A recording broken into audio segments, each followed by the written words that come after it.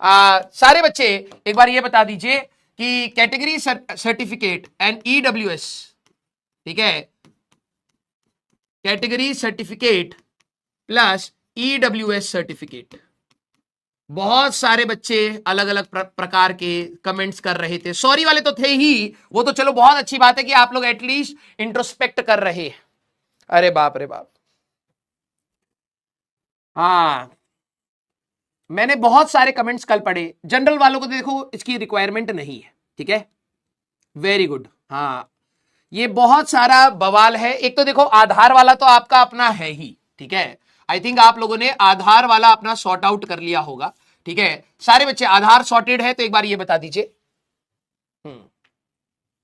Yes, हाँ अब इसमें क्या बोलूं यार, मतलब मुझे थोड़ा सा बुरा भी लगता है, लेकिन अब क्या बोलूं मैं इसमें ना, कि हमारे थोड़े से ऑफिशियल वर्क या गवर्नमेंट वाले जो वर्क है ना, मतलब पेन वाले तो हैं, सच बता रहा हूं, ठीक है। मैं हाँ कितने सारे, यस, आई थिंक आप लोगों का आधार वाला सॉर्ट आउट हो जाना चाहिए, ठीक है।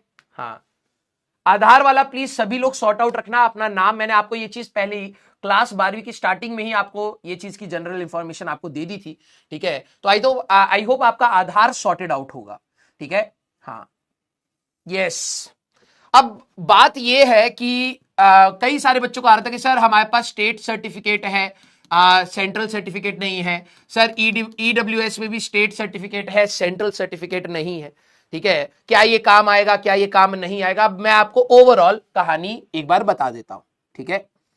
कितने बच्चों को काउंसलिंग का थोड़ा बहुत अंदाजा है कि किस प्रकार से काउंसलिंग होती है? आप लोगों ने अपने बड़े भाई बहन या दोस्तों का काउंसलिंग देखा है?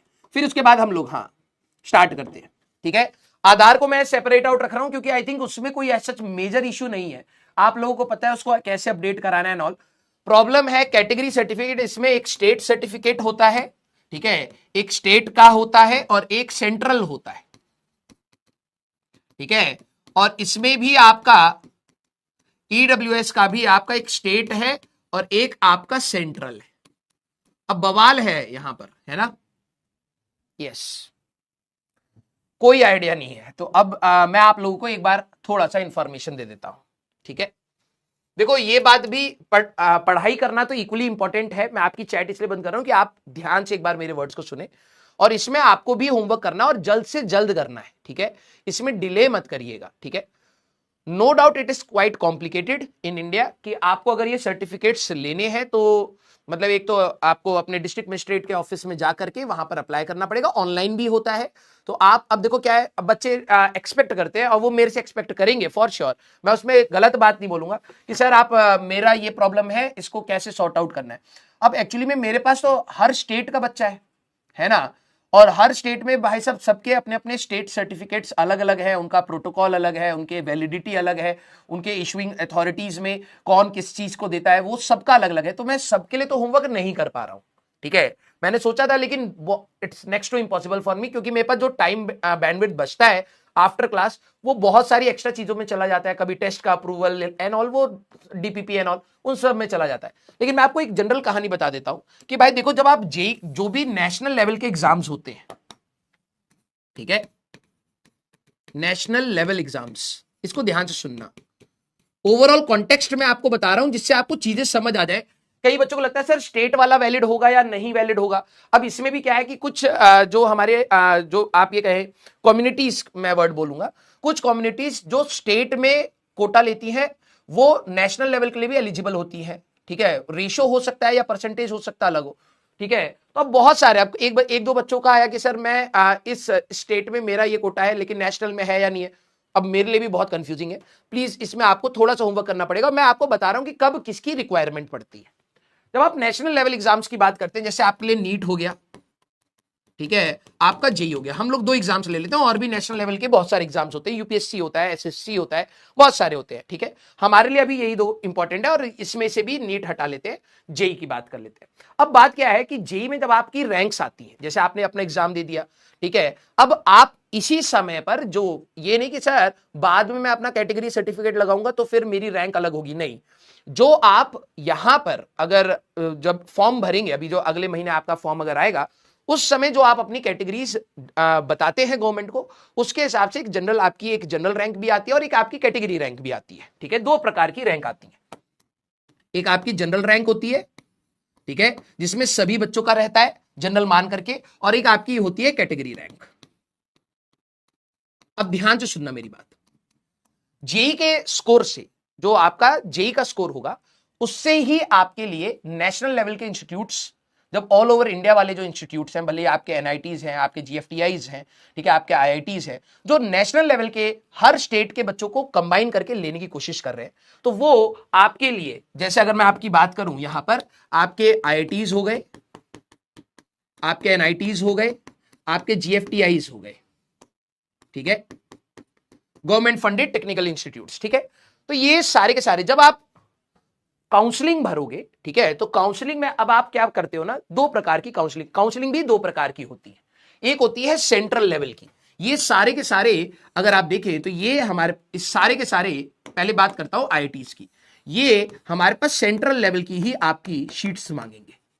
सेंट्रल लेवल का मतलब, अगर आप आईआईटी में जाते हैं तो आपका जो भी कैटेगरी सर्टिफिकेट है वो सेंटर ने जो आपको इशू किया है, ठीक है, क्योंकि हर स्टेट के डायनेमिक्स अलग अलग होते हैं, है ना, कम्युनिटीज के डायनेमिक्स अलग अलग होते हैं। हो सकता है एक स्टेट में एक कम्युनिटी कम मात्रा में हो, दूसरे स्टेट में ज्यादा हो, लेकिन नेशनल लेवल पर जो कैटेगरी का सर्टिफिकेट है वो सेंट्रल वाले जब इशू करते हैं तो आईआईटीज आपका सेंटर का ही सर्टिफिकेट मांगेगा।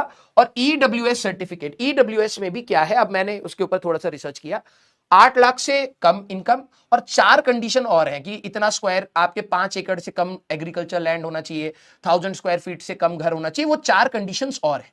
अगर आपके स्टेट के सर्टिफिकेट में, मेरे वर्ड को ध्यान से सुनना ईडब्ल्यूएस वाले बच्चे, अगर आपके स्टेट के सर्टिफिकेट में भी, क्योंकि अब मैं मेरे वर्ड्स को बहुत प्रिसाइसली बोलना पड़ेगा, कुछ स्टेट की कंडीशन भी वही है कि 8 लाख से कम इनकम होना, और वो 4 कंडीशन जो सेंट्रल गवर्नमेंट ने डिफाइन करी है, कुछ स्टेट्स में वही सेम कंडीशंस है, लेकिन कुछ स्टेट्स में नहीं है। कुछ स्टेट्स में है कि 5 लाख से कम इनकम, कुछ स्टेट में 10 लाख से कम इनकम। तो जिन स्टेट्स में अगर आपके पास ईडब्ल्यूएस सर्टिफिकेट है और आपके स्टेट की कंडीशन भी वही है जो सेंट्रल की कंडीशन है, तब आपका स्टेट सर्टिफिकेट वैलिड हो जाएगा। क्या आपको ये बात मेरी समझ आई बेटा, कि आपके स्टेट सर्टिफिकेट की जो कंडीशन है, आपके उस सर्टिफिकेट में 4 कंडीशंस लिखी होंगी और एनुअल इनकम के बारे में मेंशन्ड होगा। अगर आपकी वही कंडीशंस हैं जो सेंटर वाली हैं, तो आपको नया इशू कराने की कोई जरूरत नहीं है। जब आप आईटीज के लिए अप्लाई करेंगे तो आपका वही ईडब्ल्यूएस वैलिड हो जाएगा। क्लियर? लेकिन अगर मान लीजिए आपके पास अपना एक ईडब्ल्यूएस सर्टिफिकेट बना हुआ है या फिर आप बनवा रहे हैं, तो आप उसमें कंडीशन पढ़ लीजिएगा, आपके स्टेट के लिए वो जो मिनिमम इनकम है वो क्या है, वो 8 लाख से नीचे है, 5 लाख से नीचे है, 10 लाख से नीचे है, 12 लाख, जो भी है, कुछ कुछ स्टेट्स का अलग है, ठीक है। तो अगर वो सेंटर से मैच नहीं खा रहा है तो आपको एक सेंट्रल ईडब्ल्यूएस सर्टिफिकेट इशू करवाना पड़ेगा। ये बात समझ आ गई आपको? हाँ, क्लियर? नेट पर से चेक हो जाएगा भाई, पूरी दुनिया तो तुम नेट पे ही ढूंढते हो, नेट पर से ढूंढ लो अपने स्टेट का ईडब्ल्यूएस सर्टिफिकेट का फॉर्म आता है, उस फॉर्म में आपको अपनी अथॉरिटी देनी होती है, तो उसमें रूल्स लिखे होते हैं, ठीक है। वो 4 रूल्स नेशनल वाले निकाल लो, 4 रूल्स आपके स्टेट वाले निकाल लो। क्या अगर वो 100% मैच कर रहे हैं तो आपका जो स्टेट वाला सर्टिफिकेट है वही आपका सेंट्रल में भी अप्लाई हो जाएगा, क्योंकि रूल वही है, ठीक है। तो अगर आप स्टेट में ईडब्ल्यूएस अप्लाई कर रहे हो तो वो सेंटर के लिए भी अप्रूव हो गया। लेकिन अगर आपके स्टेट में ईडब्ल्यूएस की कंडीशन अलग है एज कंपेयर टू सेंट्रल, तो आपको स्टेट का अलग लगाना पड़ेगा, बनाना पड़ेगा, सेंट्रल का अलग बनवाना पड़ेगा। बात आपको समझ आई अभी? यस? एक मिनट रुक जाओ। ईडब्ल्यूएस में हमारे पास जनरल कैटेगरी के जो स्टूडेंट्स जिनकी इनकम या वो इनकम बेस्ड पर है, ठीक है, तो इनकम बेस्ड में अगर आप उसमें लाई करते हैं तो आप भी अपना बनवा सकते हैं जनरल ईडब्ल्यूएस सर्टिफिकेट। क्लियर? अभी रुक जाओ भाई, एक एक करके बता पाऊंगा ना, बहुत सारी चीजें हैं, ठीक है। हाँ, जो ईडब्ल्यूएस सर्टिफिकेट है that is also for general. अगर आपके फादर की इनकम, आपके फैमिली की इनकम, बेसिकली मदर हो सकती है, फादर हो सकते हैं, कंबाइंड हो सकते हैं, अगर 8 लाख से कम है, प्लस 4 कंडीशन और थी, लैंड की है, वो मेरे को याद नहीं है, शायद 5 एकड़ जमीन से जमीन कम है एग्रीकल्चर पे, वो वाला कुछ 1000 square feet and 1000 square metre जमीन का कुछ है। अगर वो आपका सेटिस्फाई हो रहा है तो आपका स्टेट वाला भी सेंटर पर चल जाएगा। लेकिन अगर स्टेट की कंडीशन अलग है, सेंटर की अलग है, तो आप स्टेट वाला सेंटर में अप्लाई नहीं कर सकते। यस, ये सभी के लिए है। क्लियर? एक एक करके, हाँ देखो इतने सारे डाउट हैं भाई, फिर शांत रहो। भाई मेरे पास इतनी इंफॉर्मेशन अभी नहीं है कि अब ये कह रहा है कि सर पीडब्ल्यूडी के बारे में बताओ। भाई अभी इतनी देख, मैं गलत इंफॉर्मेशन नहीं देना चाहता, लिमिटेड ही है, लेकिन वो मैं आपको कोशिश कर रहा हूं बता दूं। ठीक है, अब बात आ रही है जिन बच्चों, अब क्या सर, हाँ अब यहां पर एक डाउट आता है कि सर ठीक है, मेरे को ये बात समझ आई कि हमारे स्टेट की कंडीशन अगर सेंट्रल वाले से मैच कर जाएंगी तो स्टेट वाला ही काम कर जाएगा। तो सर मैं तो आईआईटी की तैयारी कर रहा हूं, तो अगर मैं आईआईटी या एनआईटी की तैयारी कर रहा हूं तो नेशनल लेवल के हमारे पास कॉलेजेस हैं। मैंने कहा हाँ, तो सर हम स्टेट का बनवाई क्यों रहे हैं, हम सीधे सेंट्रल बनवा लेते हैं। अब बात आती है, जब आप काउंसलिंग करते हो तो एनआईटीज एंड जीएफटी, आईआईटीज को हटा दो, एनआईटीज एंड जीएफटीआईज, ठीक है, इन कॉलेजेस में स्टेट काउंसलिंग भी होती है। मतलब स्टेट कोटा, जैसे हाँ अब एक और बवाल है वो भी बताता हूं। स्टेट कोटा, जैसे मान लो कोई हरियाणा का बच्चा है, ठीक है, अब उसको एनआईटी कुरुक्षेत्र, उसकी जो नॉर्मल रैंक थी अगर आप मेरिट लिस्ट में देखें तो उसके हिसाब से उसको नहीं मिल रहा है, तो जनरल ओपन काउंसलिंग में उसको नहीं मिल रहा है। लेकिन अब हरियाणा का बच्चा एनआईटी कुरुक्षेत्र में, उसको थोड़ा सा एडेड एडवांटेज है, स्टेट कोटा उसको दे रखा है कि अगर आप हरियाणा के हैं तो हम लोग आपको प्रेफर करेंगे।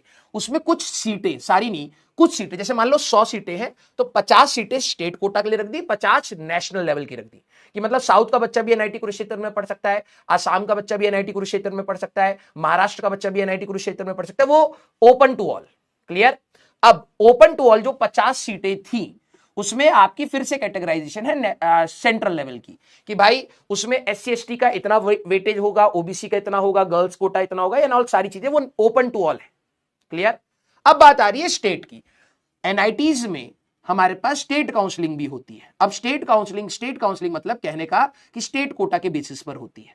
अगर आपका, अब ये वर्ड ठीक है, अब कोई बच्चा बोले ठीक है यार मैं स्टेट काउंसलिंग भर लूंगा, तो स्टेट का डोमिसाइल होना चाहिए। डोमिसाइल मींस अगर आपके 12वीं क्लास में जहां का आपका एड्रेस होगा, वहां पर लिखा होगा आपका स्कूल का नेम, वो कौन से स्टेट में पड़ता है, वही आपका स्टेट डिफाइन करेगा। मतलब अगर आपने 12वीं क्लास राजस्थान से करी तो आप डोमिसाइल आपका बेसिकली राजस्थान का हो गया, तो अब आप राजस्थान के एनआईटीज के लिए आप एलिजिबल हुए। हरियाणा का है तो हरियाणा के हुए, यूपी का है तो यूपी के हुए। ये मेरे को ओम सर ने बताया कि 12वीं क्लास की मार्कशीट में जो आपका वो लिखा रहेगा जहां से आपने स्कूलिंग करी है, that will decide your state quota. Clear. अब जब आप, जैसे मान लो कि अब आपकी एनआईटी कुरुक्षेत्र का मैं एक एग्जांपल ले रहा हूं, ठीक है, आपने देखा यार आपकी रैंक जनरल ओपन वाली जब काउंसलिंग हो रही है उसमें आपको लग रहा है कि यार मेरे को एनआईटी कुरुक्षेत्र नहीं मिलेगा, ठीक है, फिर आपने डिसाइड करा कि लेकिन यार मेरा हरियाणा का डोमिसाइल है, ठीक है, मतलब मैंने हरियाणा से अपनी स्कूलिंग करी है, तो मैं हरियाणा वाला जब स्टेट काउंसलिंग वाला पार्ट आएगा तब मैं उसमें मेरे को मिल सकता है। तो उसकी 2 रैंकिंग्स होती हैं, ओपनिंग एंड क्लोजिंग अगर आप देखो तो सेंट्रल वाली और स्टेट वाली अलग अलग होती है, ठीक है। तो अब क्या होगा कि जब आप एनआईटी में ही अप्लाई कर रहे हैं, लेकिन अब आप अप्लाई किसके थ्रू कर रहे हैं, स्टेट कोटा के थ्रू कर रहे हैं, तब आपके सेंट्रल वाले सर्टिफिकेट्स नहीं लगेंगे, तब आपके सेंट्रल वाले सर्टिफिकेट्स नहीं लगेंगे, तब आपको स्टेट वाले सर्टिफिकेट ही आपको देने हैं। एनआईटी कुरुक्षेत्र में 50 ओपन थी, 50 स्टेट में थी, मान लो। अब वो 50 में भी रिजर्वेशन है। अब स्टेट में सभी के जो, मतलब मैं कहूं जो कम्युनिटीज हैं उनके रेशियोज अलग अलग हैं, तो स्टेट ने अपने हिसाब से डिसाइड कर रखा है भाई इनका ये रिजर्वेशन है, फॉर एग्जाम्पल। तो अगर आप उसमें कहीं लाई करते हैं तो एनआईटीज की स्टेट काउंसलिंग के लिए आपको स्टेट का ये और स्टेट का ये देना पड़ेगा। क्लियर। तो कई बच्चों को ये डाउट आ रहा था कि सर मेरे पास स्टेट का है तो क्या मैं सेंट्रल का बनवाऊं? बिल्कुल बनवाओ। अगर आप आईआईटीज के एग्जाम में क्वालिफाई करते हैं और आप एडमिशन प्रोसेस में जाते हैं, काउंसलिंग में जाते हैं, and you want to take an advantage of reservation, नहीं लेना चाहते तो मत दो सर्टिफिकेट, लेकिन अगर लेना चाहते हो, ठीक है, तो you have to provide the central certificate. अगर आप ईडब्ल्यूएस का लेना चाहते हैं तो ईडब्ल्यूएस सेंट्रल, एंड ये आपका जो कैटेगरी है दैट इज सेंट्रल। क्लियर हुई बात। अगर आप एनआईटीज की बात करें, एनआईटीज में अब 2 प्रकार की काउंसलिंग हुई, एक ओपन टू ऑल, इन एक स्टेट कोटा बेस्ड। स्टेट जब ओपन टू ऑल है तो अब आपका सेंट्रल लेवल का ही जो आपका वो रहेगा, उसकी मेरिट लिस्ट सेंट्रल वाले के हिसाब से रहेगी। तो अगर आप एनआईटी में नेशनल लेवल पर कर रहे हो तो आपका कैटेगरी सर्टिफिकेट जो लगेगा वो सेंट्रल का लगेगा, ईडब्ल्यूएस जो लगेगा वो सेंट्रल का लगेगा। बात समझ आई। अब एनआईटी में स्टेट के हिसाब से भी हमारे पास रहेगी काउंसलिंग। तो जब आप स्टेट के थ्रू जा रहे होगे, स्टेट कौन डिसाइड करेगा? आपका 12वीं क्लास की मार्कशीट डिसाइड करेगी। तो उस समय आपको कैटेगरी सर्टिफिकेट अपना स्टेट का भी चाहिए होगा और सेंट्रल स्टेट का ही ईडब्ल्यूएस चाहिए होगा। अब कुछ ऐसे कम्युनिटीज हैं जिनका स्टेट और सेंट्रल, मेरे वर्ड को ध्यान से सुनना, देखो कितनी सारी चीजें हैं।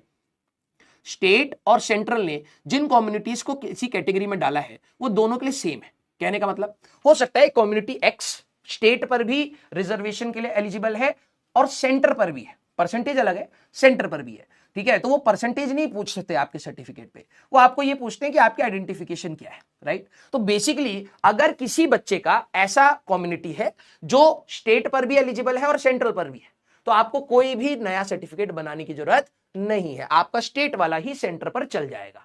अब ये आपको होमवर्क करना पड़े, इसलिए मैंने कहा कि मैं इतने सारी चीजों को तो नहीं होमवर्क करके बता पाऊंगा, लेकिन आपको अंदाजा दे सकता हूं, थोड़ा सा होमवर्क आप कर लीजिए। अगर किसी बच्चे का स्टेट में अपना एक कोटा है, ठीक है, तो आप चेक करिए कि क्या आप सेंटर में भी वही कोटा रखते हैं या नहीं। परसेंटेज अलग हो सकता है, उससे कोई दिक्कत वाली बात नहीं है, लेकिन आप क्या सेंटर में भी वही कोटा रखते हैं या नहीं।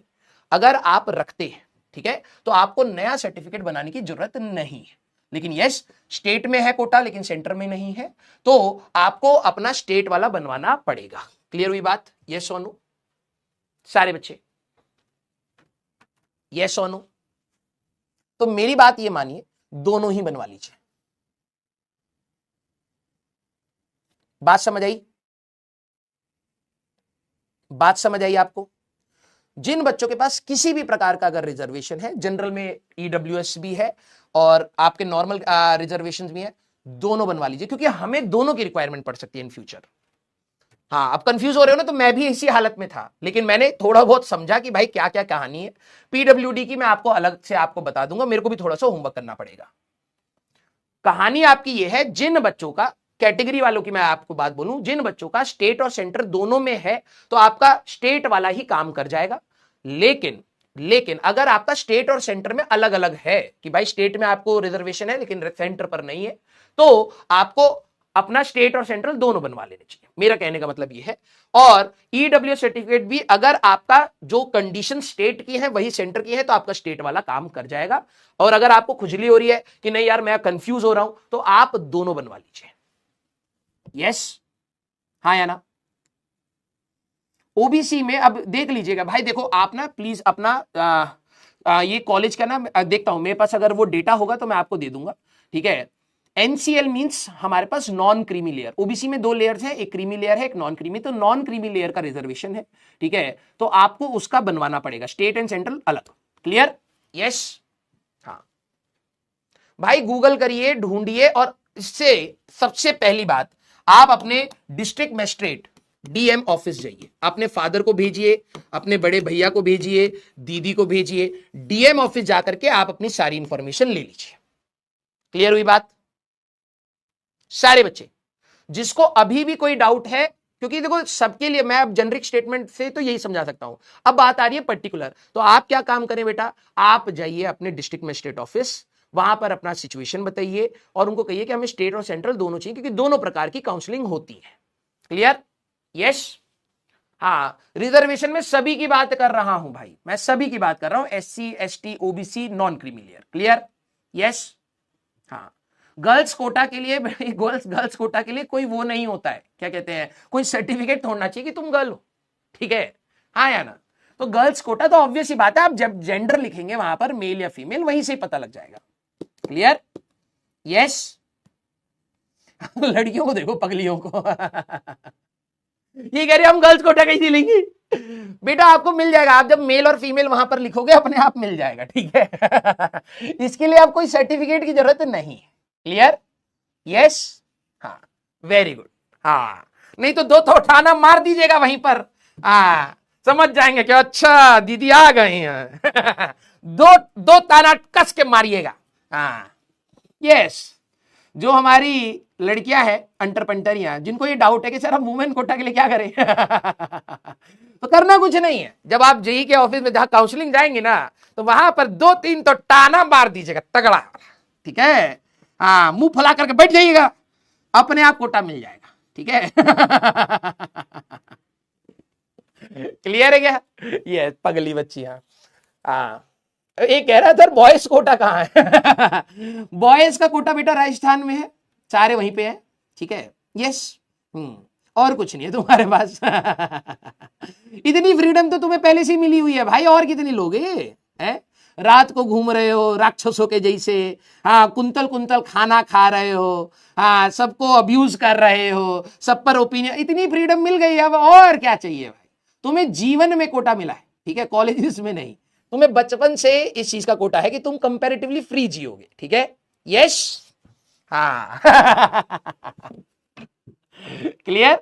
अब ये इसमें फेमिनिस्ट क्या बात, सच बात है, हाँ ये बात तो सच है भाई, ठीक है, लड़कों को कंपैरेटिवली ज्यादा फ्रीडम मिलती है सोसाइटी में, ये बात सच है, इसमें कोई दोहराए वाली बात नहीं है। सर हमारे पास रिस्पॉन्सिबिलिटीज भी तो होती है, हमें ये सोचना होता है वो तो नहीं, ठीक है माना तेरे पास रिस्पॉन्स, तू कर क्या रहा है उसकी जगह, कर तो कुछ नहीं, हम तो रील देख रहे हैं सर, रील देखते हैं हम 200 रील, हाँ तो रेस्पॉन्सिबिलिटीज का जब तू यही कर रहा है तो इसीलिए कुछ करा नहीं जा रहा है, यस क्लियर, हाँ वेरी गुड भाई देख मैंने तो बनाया नहीं है ये सिस्टम, है ना, मैं तो चुपचाप फॉलो कर रहा हूं, ठीक है, यस मैंने ये सिस्टम तो बनाया नहीं है, ठीक है, तो मेरे को क्यों करे आ रहे हो, मैं तो बल्कि तुम्हें ये बता रहा हूं कि क्या सिस्टम है, इसीलिए तुम्हें कोई बताना नहीं चाहता, तुम उसी को गरियाने लगते हो तुम भड़ास निकालते हो अपनी बस।